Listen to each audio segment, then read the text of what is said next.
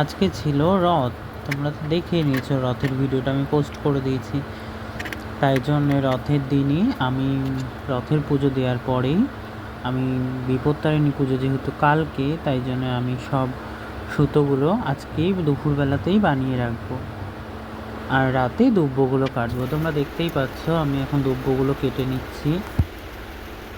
দুব্বগুলো কাটার পরে আমি দুব্বগুলো এক এক করে গুনে নেব, যেহেতু 13টা করে লাগবে। তারপরে আমি সুতোর সাথে গিট দিয়ে নেব। গিট দিয়ে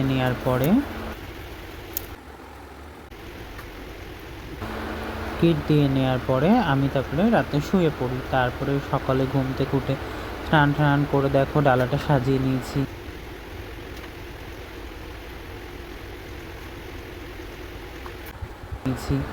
এবার যাব ডালাটা দিতে, কিন্তু বাইরে প্রচণ্ড বৃষ্টি হচ্ছে, কি করে যে যাব। তারপরে ছাতা মাথায় দিয়ে চলে গেলাম। তারপরে গিয়ে দেখি ঠাকুরমশাই চলে এসছে।